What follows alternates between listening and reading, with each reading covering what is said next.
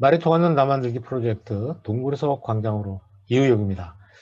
자, 우리는 지금 소통에서 공부하고 있는데 길거리를 가다가 볼 수 있는 여러 가지 간판이나 안내물들, 이게 일종의 공공시각물이라고 하는데 그것들을 이렇게 보면 참 많이 그 좀 틀린 것들이 많이 있고 우리를 헷갈리게 하는 것들이 있어서 그런 걸 통해서 우리가 소통을 좀 한번 공부해 보려고 합니다.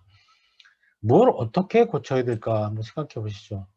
자, 여러분 이것은 이제 외국인들을 위해서 이렇게 또 친절하게 나름 표현을 했는데 어떠신가요? 보시기에. 네. 외국인들에게 화장실이라는 것을 발음대로 써놓는다고 도움이 될까? 이런 생각을 해보게 됩니다. 토일렛이라든지 WC 이런 표현을 해줘야 되는 거 아닌가요? 상대방에 맞추지 않고 일방적으로 내 입장에서 표현한 거죠. 이거는 자동차 주차를 해놓고 자기 전화번호를 화투장으로 재미있게 표시를 해놨는데 화투를 모르는 사람은 이게 몇 번인지 알 수가 없습니다. 이거는 뭐가 문제가 있는지 여러분이 한번 잘 보시죠. 면회객을 통제하는 사람은 누군가요? 병원장이죠. 이건 병원장이 자기 보라고 써붙여놓은 거지 면회객을 위해서 써붙인 건 아니에요. 면회 병원장이 면회객들을 위해서 이것을 좀 표현을 바꿔줘야 되겠죠. 면회 안내가 되겠죠. 면회하는 방법, 면회 시간 안내.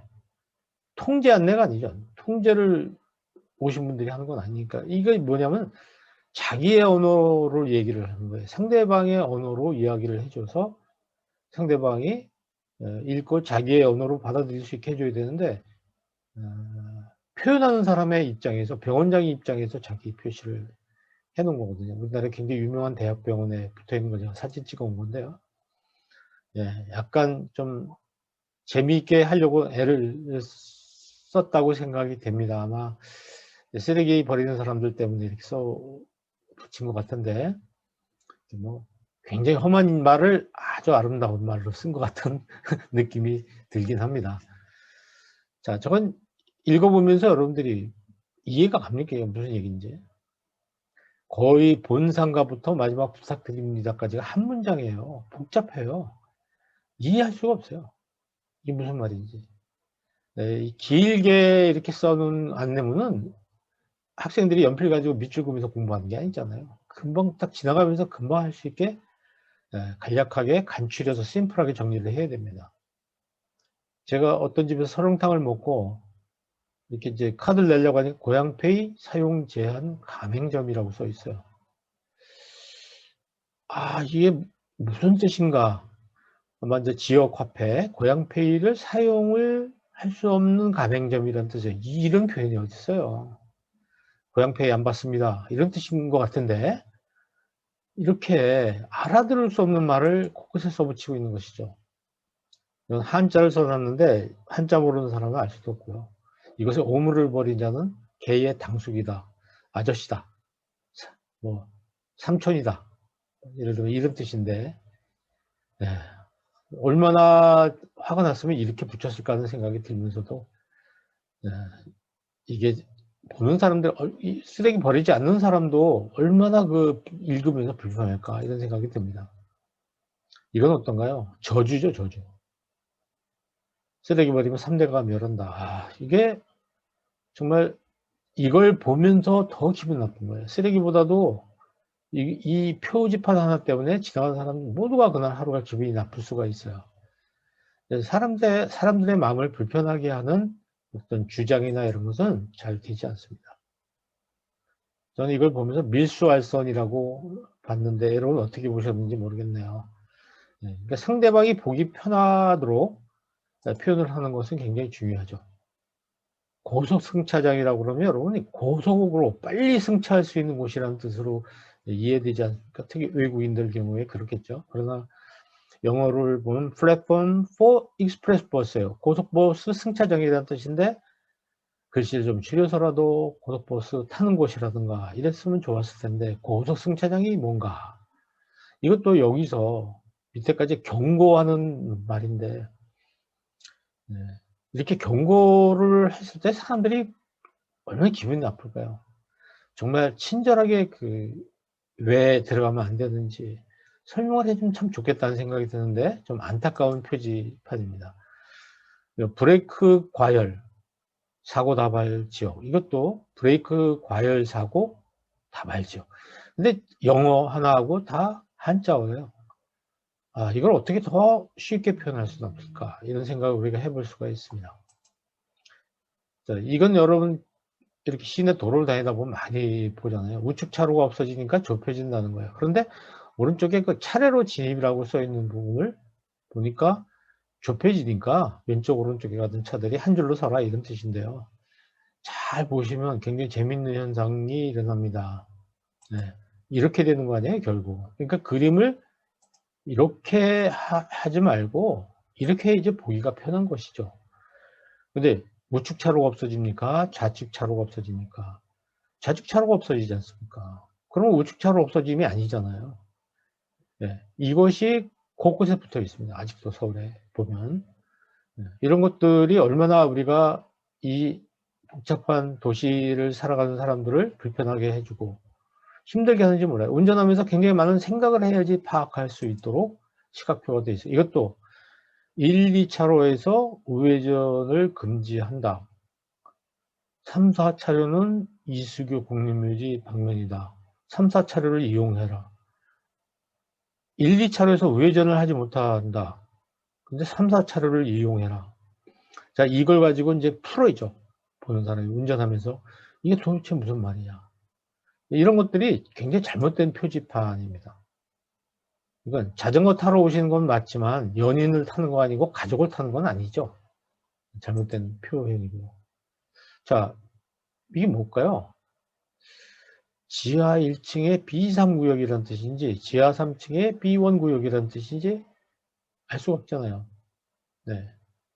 여긴 제가 이야기를 해서 고쳤습니다만은 자, 여기도 보면 이 표지판을 이렇게 우리 같이 놓고서 요것만 보는데도 굉장히 오랜 시간이 걸려요. 이해가 가십니까? 이거요, 굉장히 힘들어요. 그러니까 가다 차를 세울 수도 없고, 일단 아무 데나 빠져나가야 되는 상황이 될 수도 있겠죠. 천천히 가면 뒤에서 빵빵거리고. 좌회전 안 되거든요. 우회전 안 되거든요. 진입이 안 돼요. 근데 이렇게 표시를 이렇게 놓으면 이걸 어떻게 이해를 하겠어요? 그냥 못감. 이렇게 쓰는 게 낫지 않나요? 못감. 알 수 없는. 진급 촬영을 위해 주차 구획선 외 주차 금지를 안내합니다. 이중부정도 아니고 주차 구획선 바깥에 주차 금지. 다시 말하면 뭐죠? 구획선 안에다 차를 대라는 거 아니에요. 이런 표현이 도대체 어디서 나온 것이고 이걸 왜 이런 걸 써붙여 놨을까요? 어떻게 이렇게 배웠을까요? 소통법을. 그러니까 우리가 소통을 잘못하면 나만 고생하는 게 아니라 다른 많은 사람을 고생하게 할 수 있다는 것을 보여줍니다. 네. 구두수닥 선음으로 읽지 않겠어요? 위는 가로로 읽다가 밑에는 수선 닦음으로 읽어야 되는 이런 것들. 별건 아니지만은 음용수가 뭡니까? 음용수가. 음용수란 말을 갑자기 쓰기 시작하더라고요. 이게 도로공사에서 아마 이렇게 시작한 것 같은데 식수란 말을 쓰다가 갑자기 음용수란 말. 영어로 써놓으면 드링크. 아이들이 더 빨리 알죠. 영어를 보고 알지 음용수란 말을 가지고 일상생활에서 많이 쓰는 말이냐 생각해 볼 수 있는 부분입니다. 도대체 이 6거리 6개로 갈라지는 이 길을 어떻게 가야 됩니까? 가다 보면은 어디로 나가야 될지 자기가 어디쯤 왔는지 파악할 수가 없는 도로.